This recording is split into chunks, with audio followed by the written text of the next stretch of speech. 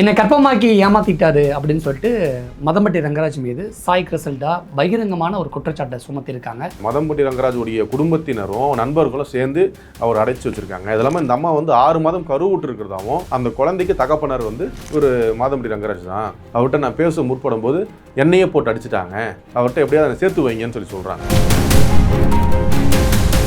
ஏற்கனவே திருமணமான முதல் மனைவி இருக்கும் பொழுது இரண்டாவது மனைவி வந்து திருமணம் செய்தால் செக்ஷன் 82 வந்து அட்கட் ஆகும்.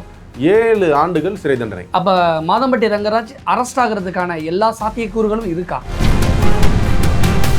திருமணம் செய்தாலோ இல்லை அந்த திருமணம் செய்த மாதிரி அந்த ஃபோட்டோக்கள் பகிர்ந்தாலோ இல்லை குழந்தை வந்து முதல் மனைவி இருக்கும் பொழுதே வந்தாச்சு அப்படின்னும் பொழுது அவருக்கு மூலம் பைகாமி அப்படின்னு சொல்லக்கூடிய அந்த செக்ஷன் 82 சப்கிளாஸ் 1 வந்து அவங்கள பாயும். அவங்களும் சிறைக்கு செல்றதுக்கான வாய்ப்புகள் இருக்குது. அதாவது மாதம்பட்டி ரங்கராஜ் வந்து ஏமாத்திட்டாரு, ஏற்கனவே எனக்கு டிவோர்ஸ் ஆயிடுச்சு அப்படின்னு சொல்லிட்டாரு, அதை நம்பிக்கையில் தான் நான் வந்து இவரை திருமணம் பண்ணிக்கிட்டேன் அப்படின்னு சொல்கிறாங்க. முன்னாடி இந்த விஷயங்கள் எதுவுமே சொல்லலைல்ல அவங்க. மாதம்பட்டி ரங்கராஜும் அவருடைய முதல் மனைவி சுதியும் ஒரு பொது நிகழ்ச்சியில் வந்து உட்காந்து அமர்ந்து பேசுகிறாங்க. அது ஊடகங்களில் பரவ ஆரம்பிச்சோன்னா எல்லாரும் உங்களுக்கு கேள்வி கேட்க கொடுத்தோன்னே திருப்பி 2 பேர் சேர்ந்துட்டாங்க போல், நம்மளை வந்து கோல் அடிச்சு விட்டுற போகிறாங்கன்ற ஒரு எண்ணமோ இல்லை, அது மட்டும் இல்லாமல் முதல் மனைவி வந்து கொடுத்துருக்க புகார் மேலே இவங்க மேலே நடவடிக்கை எடுத்துட போகிறாங்கன்ற ஒரு காரணத்தில் இவங்க போயிட்டு காவல் ஆணையரத்தில் இது ஒரு புகார் கொடுத்ததான் நினைக்கிறேன். மாதம்பட்டி ரங்கராஜுடைய அவங்க முதல் மனைவி ஒத்துக்கிட்டு இந்த செட்டில்மெண்ட்டுக்கு ஓகே, எனக்கு உங்கள் மேலே கொடுத்துருக்க புகார் மேலே நடவடிக்கை வேண்டாம், நான் வந்து மியூச்சுவல் கன்சர்ன் டிவோர்ஸ் நான் போட்டிருக்கேன் அப்படின்னு சொல்லிட்டாங்கன்னா வேறு எந்த ஒரு நடவடிக்கையும் வராது. இதில் வந்து முழுக்க மாதம்பட்டி ரங்கராஜுடைய முதல் மனைவி ஸ்ருதி எடுக்கிற முடிவில் தான் இவங்க 2 பேருடைய வாழ்க்கையே இருக்கு.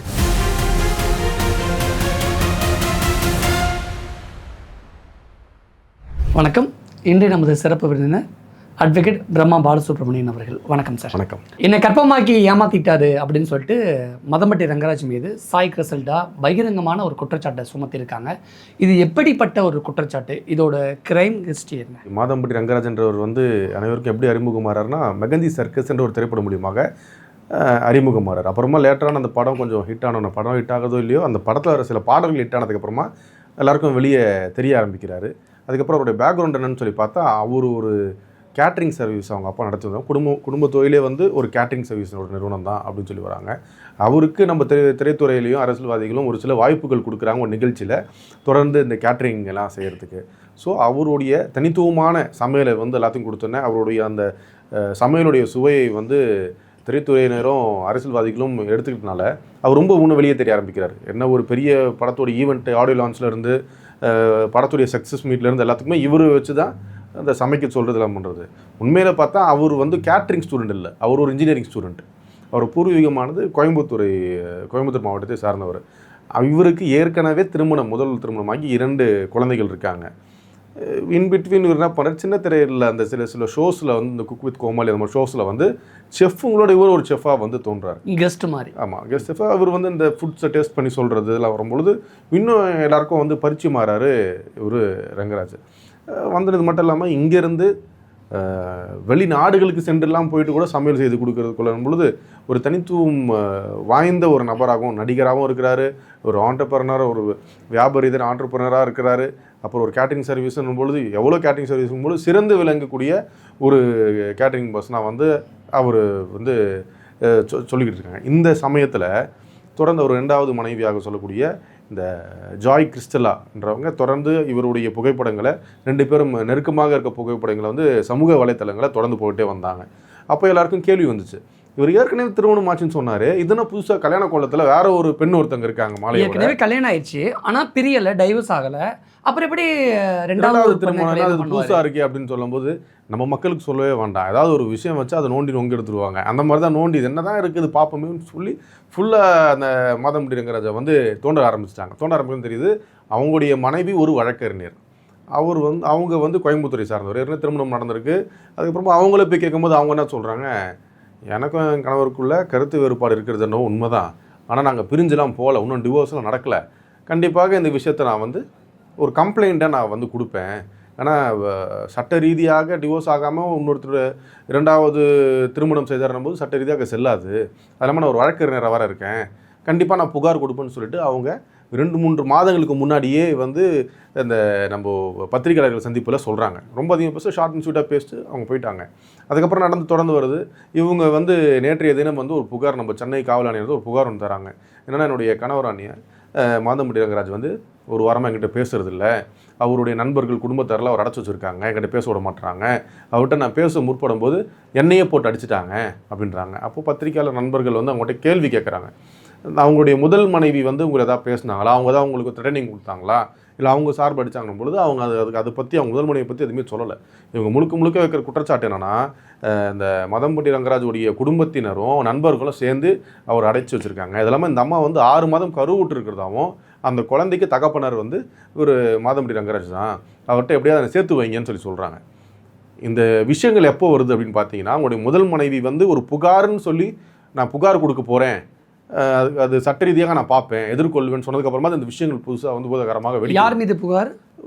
மாதம்பட்டி ரங்கராஜ் மேலேயும், அவர் வந்து 2வது திருமணம் செய்து கொண்டேன் அப்படின்னு சொல்லக்கூடிய இந்த ஜாய் கிறிஸ்டலா மேலேயும் நான் புகார் கொடுப்பேன்னு சொல்கிறாங்க. அதுக்கப்புறம் தான் இவங்க வெளியே இப்போ வந்து இந்த 1 வாரத்துக்கு முன்னாடி நடந்த மாதிரி ஒரு இன்சிடென்ட் வந்து ஒரு புகார் கொடுக்குறாங்க. தொடர்ந்து அவங்க வந்து இந்த சோஷியல் மீடியாவில் வந்து பகிரக்கூடிய புகைப்படங்களை எல்லாமே வந்து பார்த்தீங்கன்னா ரொம்ப க்ளோஸ்னஸாக இருக்கிற மாதிரி ஒரு புகைப்படங்கள்.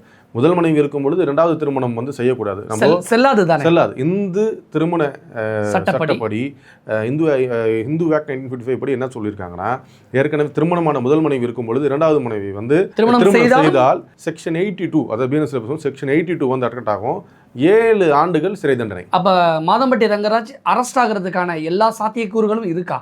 அவரு இப்போ இருக்கிற, அதாவது ஒரு சாமானிய ஒரு மனிதனாக இருந்தால் அரெஸ்ட் ஆகக்கூடிய வாய்ப்புகள் இருந்திருக்கும். இப்போ ஒரு சாமானிய ஒரு மனிதனா இல்லைல்ல, செலிபிரிட்டி ஆகிட்டாரு, எல்லாருக்கும் தெரியக்கூடிய நபராக இருக்கிறாரு. இன்பிட்வீன் வந்து இப்போ இவங்க 2வது மனைவி வந்து அவங்க கூட சிறைக்கு செல்றதுக்கான வாய்ப்புகள் இருக்கு. ஏன் சாய் கிறிஸ்டல்டா அரெஸ்ட் ஆகணும், என்ன காரணம்? முதல் மனைவி வந்து திருமணம் ஆகி லீகலா டிவோர்ஸ்னு அது பேப்பர்ஸ் வரல, எல்லாமே இவங்க 2வது திருமணம் செஞ்சுருக்காங்க. 2ஆம் திருமணம் செஞ்சதை வந்து இவங்களே அந்த ஃபோட்டோ எடுத்து சோஷியல் மீடியாவில் ஃபுல்லாக இவங்களே போட்டிருக்காங்க. இவங்க நேற்று கொடுத்த அந்த பத்திரிகையாளர் சந்திப்பில் கூட என்ன சொல்கிறாங்கன்னா, எங்களுக்கு திருமணம் ஆகி 2 ஆண்டுகள் ஆகுது, எம்ஆர்சி நகரில் இருக்க ஒரு அம்மன் கோயிலில் தான் எங்களுக்கு திருமணம் ஆச்சுன்னு சொல்லிட்டு இவங்களே ஸ்டேட்மெண்ட் கொடுத்துட்றாங்க.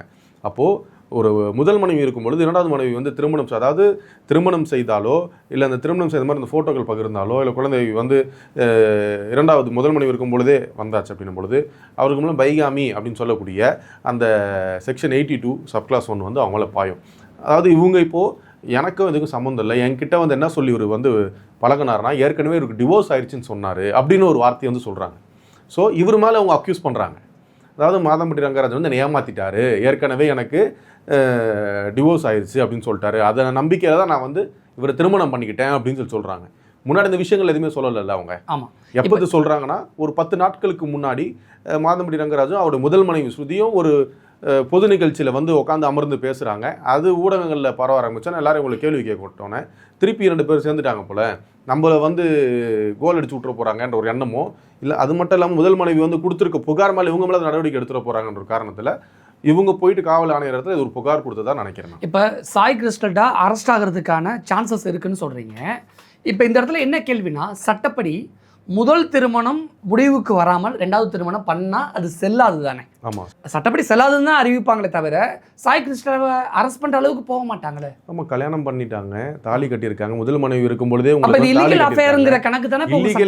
இல்லீகல் அஃபேர் என்னும் பொழுது அது வேறு, அடல்ட்ரின்றது வேறு செக்ஷன். அது 2018க்கு மேலே சுப்ரீம் கோர்ட்டோட ரூலிங்கில் அடல்ட்ரின்ற அந்த செக்ஷன் எடுத்துட்டாங்க. மாதம்பட்டி ரங்கராஜ் சாய் கிறிஸ்டல் திருமணம் செய்யாமல் இவர்கள் வந்து உடலுறவு கொள்றதோ இவங்க பழகிருந்தாங்களோ அது எந்த ஒரு இதுலையோ அட்ராக்ட் ஆகாது, இவங்க மேலே கம்ப்ளைண்ட் கொடுக்க முடியாது. இவங்க வந்து முதல் மனைவி வந்து டார்ச்சர் பண்ணியிருந்தாங்க சேர்ந்தவங்க அவங்க புகாராக கொடுக்கலாமே கூட, அந்த புகாருக்கு முகாந்தாரம் இருந்துருச்சுன்னா இவங்களை வந்து கைது செய்கிறதுக்கானவோ இல்லை காவல்துறை விசாரணைக்கோ வந்து உட்படுத்தலாம். ஆனால் இவர்கள் வந்து திருமணம் செஞ்சுட்டாங்க. திருமணம் செய்தது மட்டும் இல்லாமல், அதாவது திருமணத்துக்கு மீறிய உறவு அப்படின்றது அடல்ட்ரி சொல்லுவாங்க. இப்போது அதுக்கும் மீறி திருமணமும் பண்ணிட்டார். 6 மாதம் நம்ம திருமணமே பண்ணினாலும் முதல் மனைவி இருக்கும் பொழுது 2வது திருமணம் செய்ததா சட்டப்படி செல்லாது இல்லை. அதான் அதுவே இந்து மேரேஜ் ஆக்ட் செக்ஷன் 11 சொல்லுது, அது நல்ல வாய்டு, அந்த மாதிரி திருமணம் பண்ணால் செல்லாதுன்னு சொல்லி சொல்கிறாங்க. இருந்தாலும் ஒரு திருமணம் பண்ணுறார் அப்படின்னும் பொழுது இந்த செக்ஷன் 82 சப்கிளாஸ் 1 போட்டாச்சுன்னா மாதம்பட்டி ரங்கராஜனும் ஜெயிலுக்கு போகிற, இந்த மாதிரி ஜாய் கிருஷ்ணன் ஜெயிலுக்கு போயிடுவாங்க. ஓ, அப்போ மாதம்பட்டி ரங்கராஜும் அரெஸ்ட் பண்ணிடுவாங்க, சாய் கிருஷ்ணன் அரெஸ்ட் பண்ணிடுவாங்க. அந்த ஒரு இதில் லீகல் இதில் வந்து மாட்டிக்க கூடாதுன்ற காரணத்தினால இவங்களே பாதிக்கப்பட்டவங்களாக காமிச்சிக்கிறத இந்த புகாரை கொடுத்ததாக பார்க்குறேன். அப்போ சாய் கிருஷ்ணா கொடுத்த புகார் வெறும் கண் துடைப்பு நாடகமா? அது மேற்கொண்டு நம்ம காவலர்கள் சென்னை காவல்துறை ஆணையர் புகார் கொடுத்து அப்படி ஒரு பார்வை மேற்கொண்டு ஆமாம் கண்டிப்பாக இருக்கும்ல பார்க்கும்பொழுது. ஏன்னா ஏற்கனவே உங்கள் முதல் மனைவி வந்து நான் கோயம்புத்தூர் மாநகர காவல் ஆணையர் புகார் கொடுத்துருக்கேன், சட்ட ரீதியாக நான் சந்திப்பேன், இது மேற்கொண்டு நான் வந்து பொது வெளியில் நான் பேச விரும்பலை, நான் ஒரு அட்வொகேட்டு எனக்கு என்ன பண்ண தெரியும் சொல்லி நம்ம ஓப்பனாக சின்ன ஷார்ட்டாக ஒரு ஸ்டேட்மெண்ட் கொடுத்து முடிச்சிட்டாங்க. ஸோ அவங்க தரப்பில் அவங்க புகார் கொடுத்துருப்பாங்க. அந்த புகார் சம்பந்தமாக உங்களை கூப்பிட்டு விசாரணை செய்திருக்கலாம், இல்லை உங்களுக்கு கூப்பிட்டு விசாரணைக்கு கூப்பிட்டுருப்பாங்க அப்படின்ற ஒரு விஷயங்கள் யார் மூலியமாக தெரிஞ்சிருக்கும். அதுக்கு நம்மளே போயிட்டு விக்டிம் நம்மளும் பாதிக்கப்பட்டிருக்குன்னு சொல்லி சொன்னால் நம்ம மேலே கருணை அடிப்படையில் எந்த ஒரு நடவடிக்கையும் காவல்துறை எடுக்க மாட்டாங்கன்ற ஒரு காரணத்தால் அது கொடுத்து காவல்துறை எடுக்காது, ஆனால் சட்டம் எடுக்கும்ல, நீதிமன்றம் எடுக்கும்ல. நீதிமன்றம் காவல்துறை எஃப்ஐஆர் போட நீதிமன்றத்துக்கு போகும், எஃப்ஐஆர் போட நீதிமன்றத்துக்கு போக முடியாதுல்ல. போலீஸார் தன்னை 2வது மேரேஜ் பண்ணிக்கிட்டதுக்காக அரெஸ்ட் பண்ணக்கூடாதுங்கிறதுக்காகவும், இன்னொன்று வந்து இந்த செகண்ட் மேரேஜ் செல்லாதுன்னு நீதிமன்றம் அறிவிச்சிடக்கூடாதுங்கிறதுக்காகவும் ஒரு சிம்பத்தி கிரியேட் பண்ணுறதுக்காக மேபி சாய் கிருஷ்ணா இப்படி ஒரு புகார் கொடுத்துருக்கலாம்னு ஒரு பார்வை, ஒரு கோணம். நீதிமன்றம் வந்து சொல்லிடக்கூடாதுன்னு இல்லை, இப்படி இருந்தாலும் இந்த திருமணம் வந்து சட்டப்படி செல்லாதுதான், செல்லாத திருமணம் இது. ஏன்னா முதல் மனைவிக்கு வந்து அந்த டிவோர்ஸ் ஆகாம 2வது திருமணம் செய்தா சட்டப்படி அது செல்லாது. நான் செக்ஷன் 11 தெளிவாக சொல்லியிருக்கேன் HMOP ஆக்டில். அப்படி சொல்லும் பொழுது இவங்க செய்த திருமணத்தை வந்து அவங்க ஊர்ஜிதப்படுத்தி நான் சட்ட ரீதியாக தான் திருமணம் செஞ்சு இவங்க சொல்லிக்கலாம். ஆனால் சட்டத்தில் வந்து அதுக்கு இடம் கிடையாது. முதல் மனைவி டிவோர்ஸ் ஆனால் மட்டும்தான் இந்த திருமணம் வந்து செல்லவே செய்யும். முதல்ல ஒருவேளை இது பெரும்பாலும் இந்த மாதிரியெல்லாம் பிரச்சனைகள் வரும்போது செட்டில்மெண்ட்டில் போய் நிற்கும். ஒருவேளை செட்டில்மெண்ட்டெல்லாம் சாய் கிருஷ்ணா ஒத்துக்கலைன்னா மாதம்பட்டி ரங்கராஜு அரெஸ்ட் ஆகிறதுக்கோ அல்லது சாய் கிருஷ்ணா அரெஸ்ட் ஆகிறதுக்கோ நிறைய சான்சஸ் இருக்குது. ஒருவேளை ஜெயிலுக்கு போயிட்டு வெளியில் வந்த பிறகும் இவர்களுடைய திருமண பந்தம் தொடருவதற்கான சாத்தியக்கூறுகள் சட்டப்படி இருக்கா? அல்லது என்ன மாதிரியான செட்டில்மெண்ட் வந்து ஜாய் கிறிஸ்டல் செட்டில்மெண்ட் பேச மாட்டாங்க, ஸ்ருதி தான் செட்டில்மெண்ட் பேசுவோம். இது எல்லாத்துக்கும் ஸ்ருதி வந்து அவருடைய அந்த மாதம்பட்டி ரங்கராஜுடைய அவங்க முதல் மனைவி ஒத்துக்கிட்டு இந்த செட்டில்மெண்ட்டுக்கு ஓகே, இவங்க வந்து எனக்கு உங்கள் மேலே கொடுத்துருக்க புகார் நடவடிக்கை வேண்டாம், நான் வந்து மியூச்சுவல் கன்சர்ன் டிவோர்ஸ் நான் போட்டிருக்கேன் அப்படின்னு சொல்லிட்டாங்கன்னா வேறு எந்த ஒரு நடவடிக்கையும் வராது. இதில் வந்து முழுக்க இந்த அவருடைய மாதம்பட்டி ரங்கராஜுடைய முதல் மனைவி ஸ்ருதி எடுக்கிற முடிவில் தான் இவங்க 2 பேருடைய வாழ்க்கையே இருக்கு. முதல் மனைவியை சேர்ந்து வாழணும் அப்படின்னு விடாப்படியாக இருந்தாங்கன்னா சாய் கிருஷ்ணாவுக்கும் பிரச்சனை, மாதம்பட்டி ரங்கராஜுக்கும் பிரச்சனை. நான் சேர்ந்து தான் வாழுவேன் அப்படின்னு சொல்லிட்டா நீதிமன்றம் வந்து பார்க்குது. ஏற்கனவே 2வது வந்து ஒரு பெண்ணை திருமணம் செய்திருக்காரு, இவர் சைட்லேயும் ஸ்டேட்மெண்ட் கேட்பாங்க, எனக்கு வாழ பிடிக்கலன்னு. இருந்தாலும் எஃப்ஐஆர் போட்டு ரிமாண்ட் பண்ணிடுவாங்க. அதுக்கப்புறமா கோர்ட்டு ட்ரையல் நடக்கும், இவர் எந்த அளவுக்கு உண்மையாக ஏமாத்தினாரா இல்லையா என்ன செஞ்சாருன்னு சொல்லி ட்ரையலில் வந்து நீதிமன்றம் எல்லாத்தையும் பார்த்த அப்புறமா தான் நீதிமன்றம் ஆர்டர் கொடுப்பாங்க. நம்ம இப்பயே நீதிமன்றத்துக்குள்ள வந்து இந்த ஒரு எஃப்ஐஆர் போல வந்து பிரிமினல் ஸ்டேஜ் இப்போ தான் வந்து ஒரு புகார் கொடுத்துருக்காங்க. புகாருக்கு அப்புறம் விசாரணை இருக்குது. விசாரணை செஞ்சதுக்கப்புறமா அந்த முதல் மனைவியை கூப்பிட்டு விசாரணை செய்வாங்க, மாதம்பட்டி ரங்கராஜை கூப்பிட்டு விசாரணை செய்வாங்க. விசாரணை முடிவில் தான் எஃப்ஐஆர் போட்டதா வேணாமன்றது அதுக்கப்புறமா தான் தெரியும். இது பிரிமினல் ஸ்டேஜ் இருக்கும்பொழுது நம்ம வந்து லாஸ்ட் ஸ்டேஜ் வந்து பேசும்போது சரியாக வராது.